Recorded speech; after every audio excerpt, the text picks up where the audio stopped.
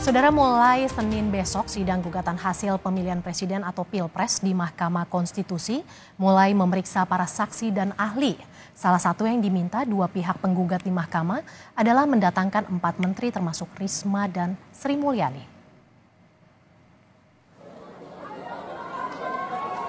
Soal kebijakan menggelontorkan bantuan sosial atau bansos di saat kampanye pemilihan presiden digelar hingga menjelang pemungutan suara 14 Februari lalu jadi salah satu pokok gugatan dua penggugat hasil Pilpres 2024. Kubu tim Anies Baswedan Muhaimin Iskandar meminta hakim menghadirkan 4 menteri ekonomi. Di antaranya Menteri Sosial Tri Risma Harini dan Menteri Keuangan Sri Mulyani. Membantu menghadirkan Menteri Keuangan Republik Indonesia, Menteri Sosial Republik Indonesia, Menteri Perdagangan Republik Indonesia, Menteri Koordinator Perekonomian Republik Indonesia, guna didengar keterangannya dalam persidangan ini, Yang Mulia. Terima kasih, Yang Mulia. Ya, nanti kami bahas itu. 4 menteri ya. 4 menteri, Yang Mulia, betul. Permintaan ini didukung kubu tim Ganjar Pranowo Mahfud MD yang sama-sama ingin mendengarkan kesaksian para menteri soal bansos. Sebab kami juga ingin mengajukan hal yang sama, Yang Mulia. Kami banyak sekali mengajukan hal-hal yang berkaitan dengan bansos, kaitannya dengan kebijakan fiskal.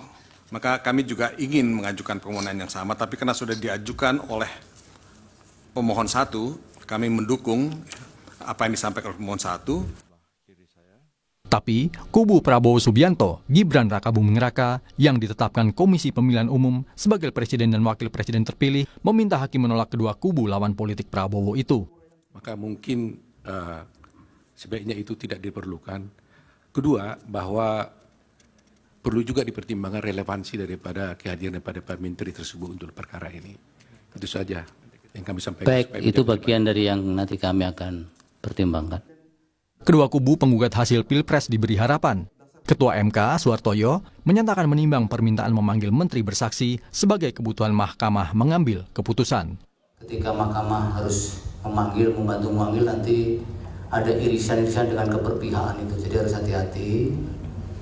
Kecuali memang mahkamah yang memerlukan dan kemudian ingin mendengar.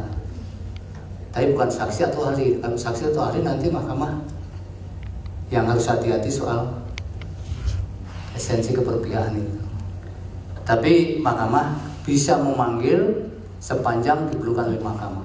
Itu sangat tergantung juga dari pembahasan kami di rapat majelis hakim. Ya, nanti kalau dihadirkan juga mahkamah yang memerlukan sehingga para pihak tidak boleh mengajukan pertanyaan-pertanyaan. Dan usaha menggagalkan permintaan kubu Anies Muhaimin dan Ganjar Mahfud tetap diupayakan kubu Prabowo Gibran usai sidang digelar. Kalau mau dikabulkan menteri, kami juga kan bisa minta tolong Ibu Megawati dipanggil. Mau nggak? Tentang Risma jadi saksi di MK, Sekretaris Jenderal PDI Perjuangan Hasto Kristianto mendukung. Risma adalah kader PDIP yang jadi mensos sejak 2021.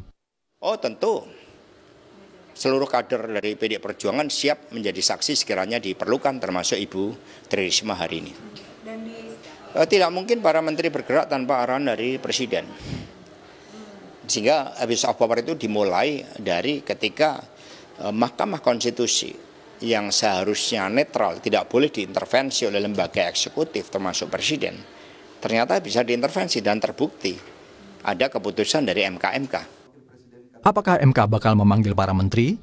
Bila terjadi, maka sidang di MK bakal jadi sidang yang lebih substantif dalam membuktikan gugatan tim Anies Muhaimin dan Ganjar Mahfud. Kedua kubu lawan Prabowo Gibran menuding keputusan MK tentang syarat Capres-Cawapres sampai kebijakan bansos sebagai pangkal masalah di Pilpres 2024. Tim Liputan, Kompas TV.